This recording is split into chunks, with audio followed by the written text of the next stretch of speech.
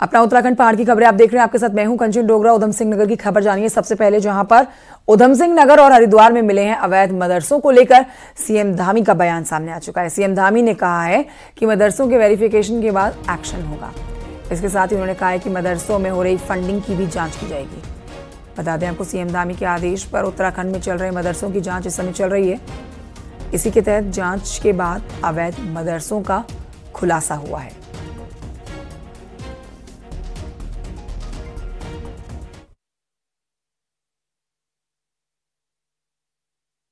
देखिए, अवैध चाहे मदरसे हों या अवैध अतिक्रमण हो, ये किसी भी कीमत पर देवभूमि उत्तराखंड में नहीं होना चाहिए।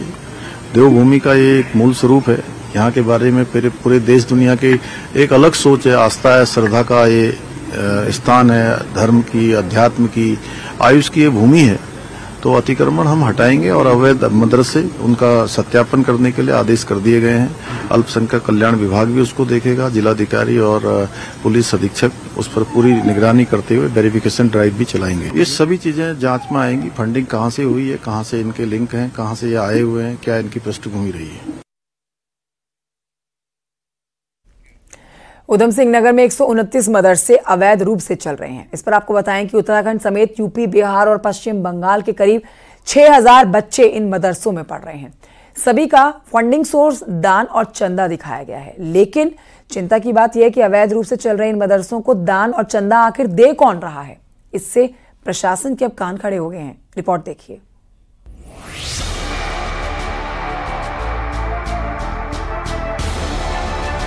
गंगा, यमुना, मठ और मंदिरों की धरती देवभूमि उत्तराखंड में मजार और मदरसों की बाढ़ आ गई है। मुख्यमंत्री पुष्कर सिंह धामी के निर्देश के बाद प्रदेश भर में चल रही मदरसों की जांच में इसका बड़ा खुलासा हुआ है। न्यूज़ 18 के हाथ लगी उधम सिंह नगर जिले की रिपोर्ट में जसपुर, बाजपुर, काशीपुर, रुद्रपुर, सितारगंज और खटीमा में 129 मदरसे अवैध रूप से चलाए जाने पाए गए हैं। इन मदरसों में 5800 बच्चे पढ़ भी रहे हैं, जो उत्तराखंड के अलावा बिहार, यूपी और पश्चिम बंगाल के हैं। इस बीच सरकार के सख्त रुख को भांपकर कुछ मदरसे बंद भी हो गए। सभी मदरसों ने अपना फंडिंग सोर्स चंदा और दान दिखाया है।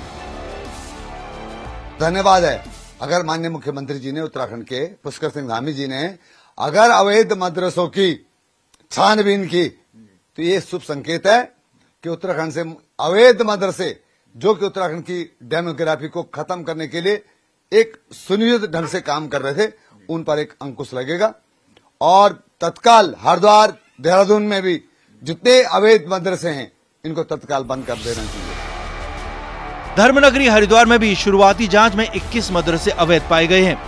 आपको बता दें कि देवभूमि उत्तराखंड में 416 मदरसे रजिस्टर्ड हैं और एक रिपोर्ट के मुताबिक करीब 400 के आसपास ही मदरसे अवैध रूप से भी चल रहे हैं। लेकिन जिस तरह से अकेले उधम सिंह नगर में बड़ी तादाद में अवैध मदरसे मिले हैं, तो माना जा रहा है प्रदेश भर में अवैध मदरसों की संख्या 400 से कहीं ज्यादा हो सकती है। बीजेपी का कहना है कि अवैध मदरसों पर हर हाल में एक्शन लिया जाएगा। धामी सरकार की बहुत स्पष्ट नीति है कि भाई सरकार जो है कि बहुत पारदर्शी तरीके से चलानी चाहिए। पारदर्शी तरीके से सरकार चल रही है। अगर कोई भी मदरसा अवैध अगर मिलता है, तो उसमें सख्त से सख्त कानूनी कार्रवाई होगी। ये सरकार की प्रतिबद्धता है पहले से। खुफिया रिपोर्ट के मुताबिक अवैध रूप से चल रहे इन सबसे ज्यादा मदरसे यूपी बॉर्डर से लगे इलाके नैनीताल, उधम सिंह नगर, हरिद्वार, देहरादून और सहसपुर के साथ ही विकास नगर में संचालित हो रहे हैं। गैर पंजीकृत इन मदरसों में हजारों बच्चों का जीवन दांव पर लगाकर उन्हें क्या पढ़ाया जा रहा है, किसी को इसकी भनक तक नहीं है। माना जा रहा है कि ताजा खुलासे के बाद अब मुख्यमंत्री पुष्कर सिंह धामी और कड़े एक्शन में नजर आ सकते हैं। देहरादून से न्यूज़ 18 के लिए सुनील नवप्रभात की रिपोर्ट। दिल्ली में प्रधानमंत्री से मुलाकात करके देहरादून लौटे सीएम पुष्कर सिंह धामी ने बताया कि प्रधानमंत्री नरेंद्र मोदी राष्ट्रीय खेलों का उद्घाटन करने देहरादून आएंगे। सीएम धामी ने कहा है कि उन्होंने प्रधानमंत्री से शीतकालीन चारधाम यात्रा को लेकर भी बातचीत की है। प्रधानमंत्री से आग्रह किया गया है कि वो एक दिन शीतकालीन प्रवास यात्रा पर उत्तराखंड आए। सीएम ने कहा है कि प्रधानमंत्री के आने से शीतकालीन यात्रा को लेकर देश दुनिया में अच्छा संदेश जाएगा। आदरणीय प्रधानमंत्री जी का बहुत धन्यवाद करता हूं कि हमने उनसे राष्ट्रीय खेलों का शुभारंभ करने का आग्रह किया था और माननीय प्रधानमंत्री जी ने अपनी स्वीकृति दी है कि जो 38वें खेल इस बार देवभूमि उत्तराखंड को जिसकी मेजबानी मिली है, उन खेलों का उद्घाटन माननीय प्रधानमंत्री जी के द्वारा किया जाएगा और उसके बाद एक खेल प्रारंभ होंगे। इसके साथ साथ मैंने उनको देवभूमि उत्तराखंड में इस बार जो हमने शीतकालीन यात्रा प्रारंभ की है उस यात्रा की भी जानकारी दी और उनसे आग्रह किया कि किसी दिन एक दिन शीतकालीन यात्रा में वह भी यहाँ पर शीतकाल में प्रवास करें और उनके प्रवास करने से निश्चित रूप से देश दुनिया में शीतकालीन यात्रा का अपना एक प्रचार प्रसार भी होगा, लोगों को जानकारी भी होगी। मुख्यमंत्री पुष्कर सिंह धामी आज हरिद्वार पहुंचकर 2 कार्यक्रमों में शिरकत करने जा रहे हैं। मुख्यमंत्री 50वीं राष्ट्रीय जूनियर कबड्डी चैंपियनशिप का उद्घाटन करेंगे। हरिद्वार के रोशनाबाद के इंडोर स्टेडियम में कबड्डी का आयोजन हो रहा है, जिसमें कई राज्यों की टीमें भाग ले रही हैं। चैंपियनशिप के उद्घाटन के बाद सीएम धामी प्रेमनगर आश्रम में आयोजित एबीवीपी के कार्यक्रम में शामिल होंगे। मुख्यमंत्री दोपहर 2:30 बजे हरिद्वार पहुंचेंगे।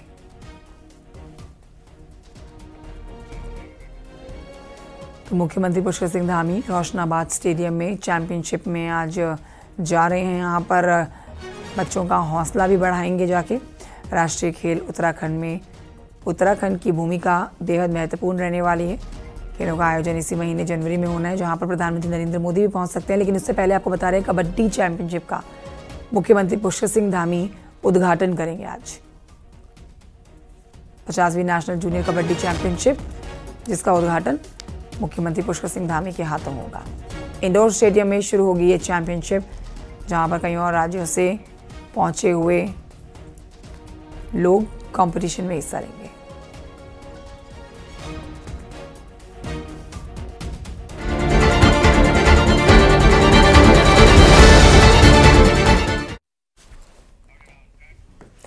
शहर का सरताज कौन? आइए निकाय चुनाव से जुड़े हुए अपडेट आपको पूरे राज्य भर से पहुंचाते हैं।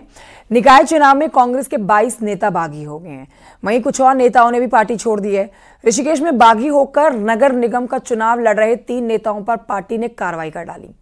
लेकिन पिथौरागढ़ में विधायक मयूख मेहर ने जहां बागी उम्मीदवारों के साथ वो आकर खड़े हो गए हैं, तो वहीं रुड़की में यशपाल राणा पार्टी से अलग श्रेष्ठा राणा को चुनाव लड़वा रहे हैं। लेकिन बड़े नेताओं पर अब तक कार्रवाई नहीं हुई है। तो क्या कांग्रेस का ये डबल स्टैंडर्ड है?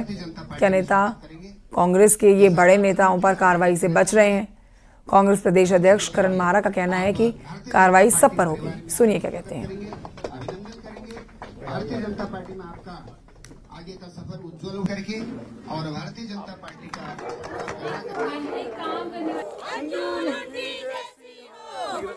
इस समय के टिकट वितरण में भी आप देख लीजिए, चाहे वो नगर निगम के हैं, चाहे वो नगर पंचायतों के हैं, ऐसे लोगों को टिकट हमारे हाईकमान ने दिया है, हमारी पार्टी के वरिष्ठ लोगों ने छाटा है, जो आने वाले 20-25 साल तक कांग्रेस की कमान को संभाल के चलेंगे। तो ये जो राजनीति है, ये प्रोसेस लंबी प्रोसेस है, इसमें एक दिन में दवाई दी नहीं जाती। निकाय चुनाव शुरू होने के साथ ही पिथौरागढ़ मेयर को लेकर कांग्रेस में तलवारें खिंच गई थी। देखिए, विधायक मयूख मेहर लाख कोशिशों के बाद भी अपने चहेते को टिकट नहीं दिलवा पाए।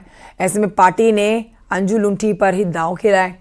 मेयर सीट पर विधायक ने भले ही अपना उम्मीदवार उतारा हो, बावजूद इसके अंजू का विधायक पर भरोसा कायम है। देखिए रिपोर्ट।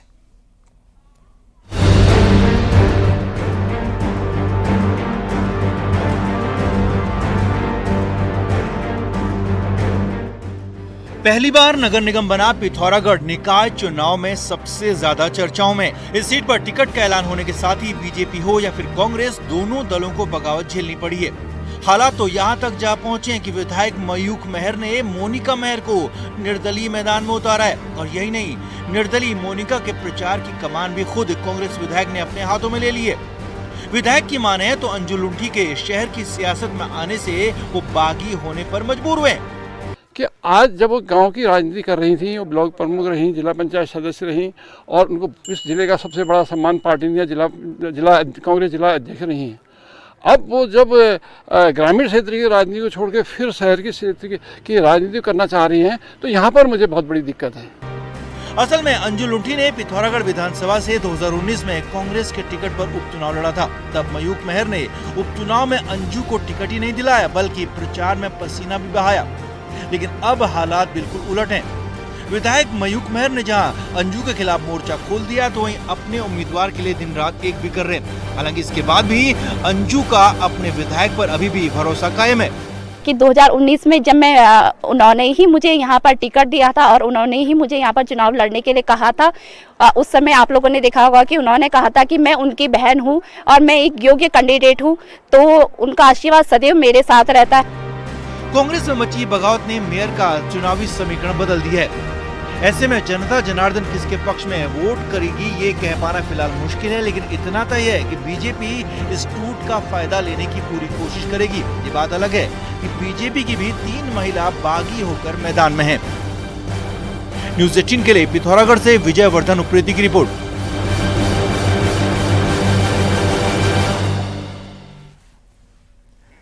उधर उत्तरकाशी की सबसे बड़ी पालिका बाड़ाहाट पालिका में बीजेपी, कांग्रेस और निर्दलीय प्रत्याशी ने चुनाव प्रचार तेज कर दिया है। देखिए, इस सीट पर त्रिकोणीय मुकाबला देखा जा रहा है। इससे भाजपा के विधायक सुरेश चौहान बागी पर जल्द ही कार्रवाई की बात कह रहे हैं, तो वहीं बीजेपी से बागी होकर लड़ रहे भूपेंद्र चौहान अपनी जीत का दावा कर रहे हैं।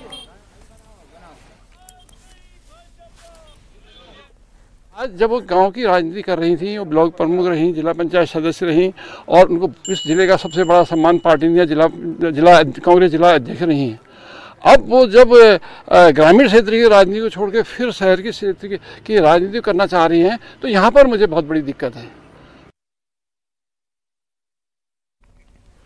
शहर के सटीक समीकरण में आज बात करेंगे देहरादून से लगे विकासनगर की।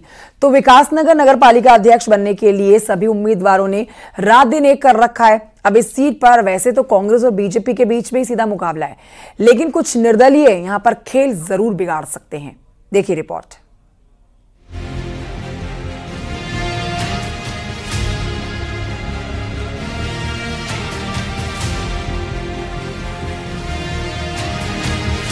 1971 में वजूद में आई विकासनगर नगर पालिका में कुल 11 वार्ड हैं। जब नगर पालिका का चुनाव होना है तो शहर के मुद्दे बहुत अहम हो जाते हैं और दोनों ही पार्टियां विकासनगर नगर पालिका के चेयरमैन की सीट को अहम मान रही हैं।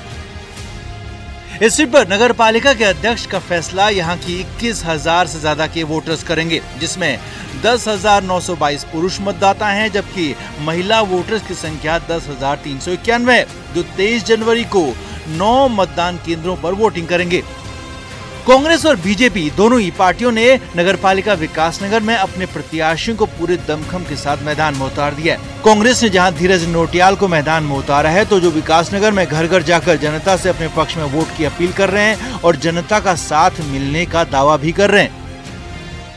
देखिए, विकासनगर जो हमारा नगर पालिका क्षेत्र है, यहाँ पर 1 से लेके 11 तक वार्ड है और मैं हर वार्ड की हर समस्या से वाकिफ हूँ और अभी मैं एक मैनिफेस्टो भी बनाऊंगा और सर्वप्रथम तो मेरे को विकासनगर की जनता का आशीर्वाद है और जो भी यहाँ की समस्याएं होंगी उसका निस्तारण किया जाएगा। बहुत अच्छा हमको जो है सहयोग मिल रहा है। बीजेपी ने पूजा चौहान गर्ग पर भरोसा जताया है। चेहरा नया है, लेकिन बीजेपी इस सीट पर अपना परचम लहराना चाहती है, जिसके चलते ऐसी महिला को मैदान में उतारा गया है जो अनुसूचित जनजाति और वैश्य समाज से ताल्लुक रखती हैं। तो बीजेपी प्रत्याशी का दावा है कि विकासनगर की जनता उन्हें ही अपना आशीर्वाद देगी। दोष है कि सारे ही कार्य यहाँ पे बहुत अच्छे से हो रहे हैं। जो कार्य नहीं हुए हैं, आगे उन कार्यों को कंटिन्यू करने के लिए भी हमारी सरकार का आना दोबारा बहुत ज़रूरी है, क्योंकि केंद्र में भी बीजेपी है, राज्य में भी बीजेपी है। तो अगर सारे में बीजेपी होगी तो विकास दुगनी गति से होगा। यहाँ पर यही सब लोगों का मुद्दा है कि कहीं पे भी अगर कोई परेशानी है, अगर वो उस चीज़ को लेके मेरे पास आते हैं तो उनका ये कहना है कि आप उन्हें अच्छे से सॉल्व करके हमें दें, तो अपनी उस पर अच्छे से अच्छा करना चाहूँगी।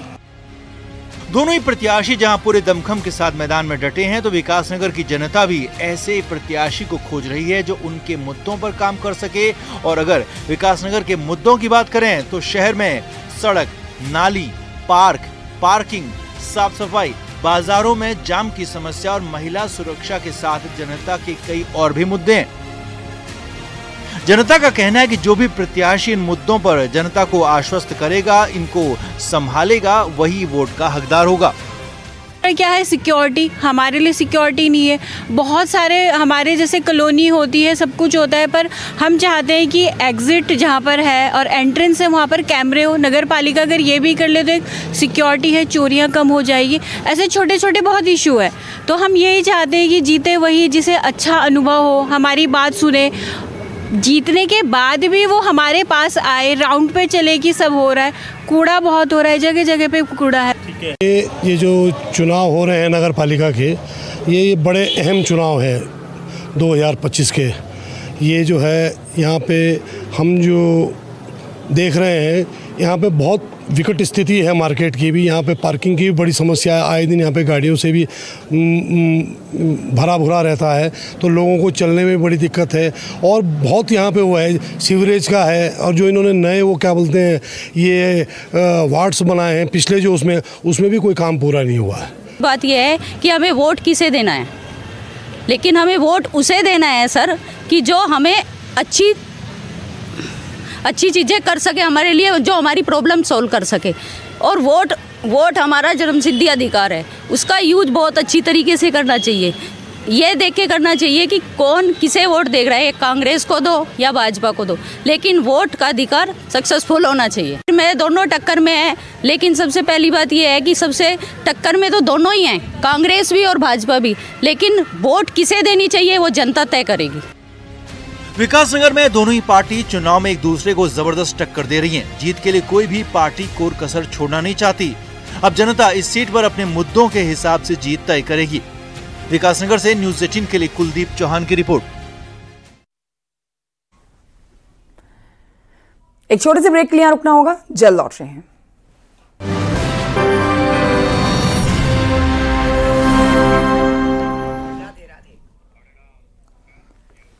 और आइए बढ़ते हैं आगे। ब्रेक के बाद खबर हरिद्वार की आपको बताते हैं, जहां पर जगजीतपुर राजकीय मेडिकल कॉलेज को पीपीपी मोड पर दिए जाने का विरोध शुरू हो गया है।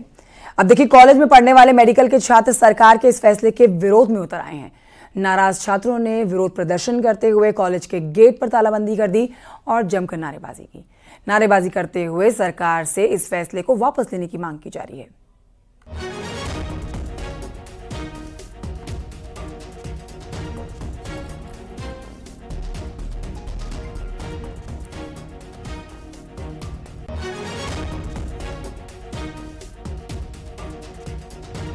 सूचना नहीं दी गई थी कि इसको पीपीपी मोड में डाला जाएगा। अभी हमारी व्हाइट कोट सेरेमनी भी हुई थी, उसमें भी हमें ये बोला गया था कि ये गवर्नमेंट कॉलेज ही रहेगा, लेकिन अभी हमें सूचना मिल रही है कि ये इसको प्राइवेट मोड में कन्वर्ट किया जा रहा है, पीपीपी मोड में डाला जा रहा है, जो कि जिसका हम बिल्कुल भी समर्थन नहीं करते हैं। हम लोग गवर्नमेंट सीट निकाल के आए हैं, हमें गवर्नमेंट कॉलेज में ही पढ़ना है। सरकार से बस यही मांग है, हम यही क्वेश्चन करना चाहते हैं, अगर ये कॉलेज पीपीपी में जाने वाला था तो हमको पहले क्यों नहीं अवगत किया गया? हम यहाँ आते ही नहीं, हम दूसरी जगह चले जाते। मांग पूरी नहीं हुई तो अभी तो हमने कॉलेज में ही कर रखा है। अभी हम कला छोड़ के आए और हम सीएम ऑफिस के बाहर जाके प्रदर्शन करेंगे।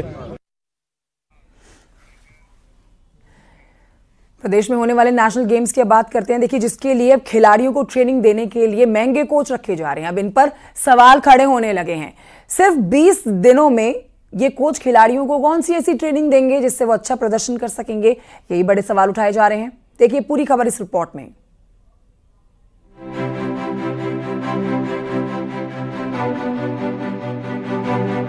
उत्तराखंड में 28 जनवरी से नेशनल गेम्स शुरू होने जा रहे हैं। इन खेलों में उत्तराखंड अच्छा प्रदर्शन करे, इसके लिए खेल विभाग द्वारा कैंप लगाए गए हैं। इन कैंपों में प्रशिक्षण के लिए खेल विभाग हाई क्वालिफाइड कोच रखने जा रहा है, जिनको विभाग से 1 से 1.5 लाख रुपए मिलेंगे।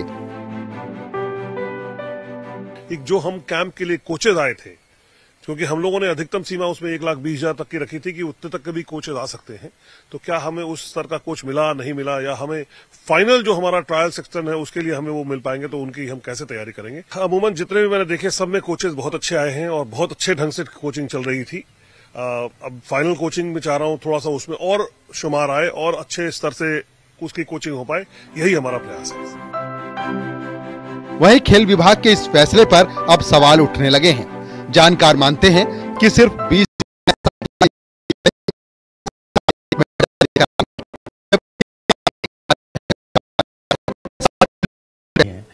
उनकी एक्टिविटीज ग्रास रूट लेवल में नहीं चल रही है, उसे इन्होंने सुधार करना चाहिए था और उनसे टैलेंट को पिक करके उसे आपने जो है कोचिंग, एक लॉन्ग टर्म कोचिंग में लाके आपने ये अभी तक आपके पास में एक असेसमेंट रिपोर्ट आ जाना चाहिए था कि हमें कौन कौन से इवेंट में कितने मेडल मिल सकते हैं। अब आप लास्ट मिनट में जो ये कोचेज लेके आ रहे हैं वो फजूल खर्ची से ऊपर कुछ नहीं है। प्रदेश के खेल विभाग का दावा है कि नेशनल गेम्स में उत्तराखंड टॉप 5 की रैंकिंग पर रहेगा, लेकिन जब कोच ही वक्त पर नहीं रखे गए तो ये दावा धरातल पर कैसे उतरेगा। देहरादून से न्यूज़ 18 के लिए सत्येंद्र बर्तवाल की रिपोर्ट।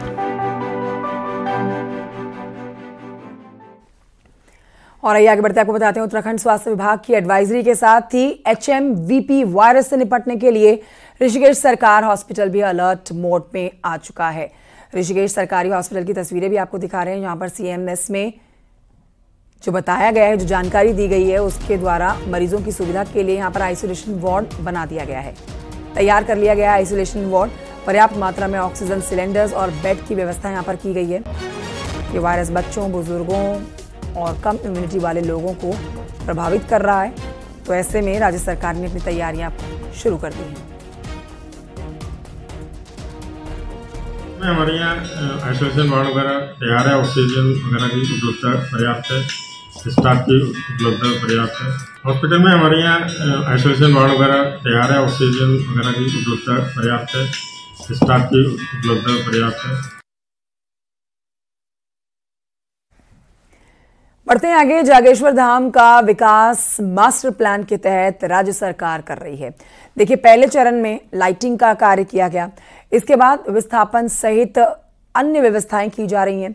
जागेश्वर मानस खंड का प्रमुख मंदिर है, गढ़वाल केदार खंड के रूप में विकसित है, तो कुमाऊं के मानस खंड के रूप में विकसित अब ये किया जा रहा है। देखिए इस पर रिपोर्ट।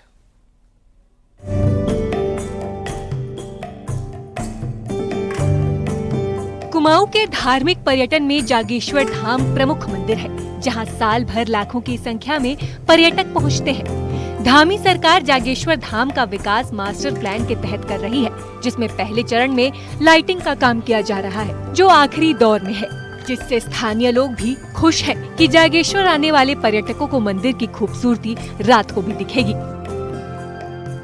लाइटिंग का काम आपका पूरा हो चुका है पूरे मंदिरों में, जिसमें शाम को आरती के बाद लगभग 1 घंटा लाइटिंग करी जाती है पूरे मंदिर में। तो मंदिर में है जो लोग घूमने आते हैं, शाम को आरती देखते हैं, पूरा अच्छे से घूम पाते हैं, लाइट की उससे पूरा अच्छी सुविधाएं मिलती है उनको, और मंदिर दिखने में काफी सुंदर लगता है उससे।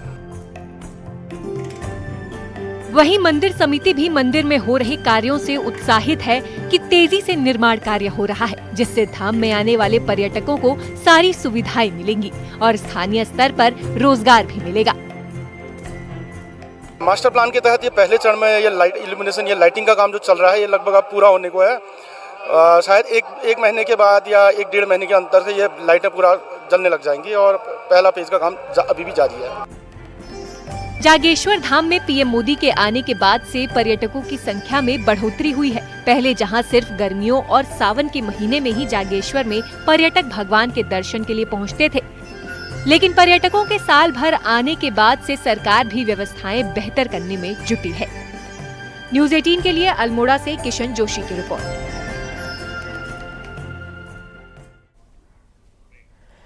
और यहाँ वक्त एक छोटे से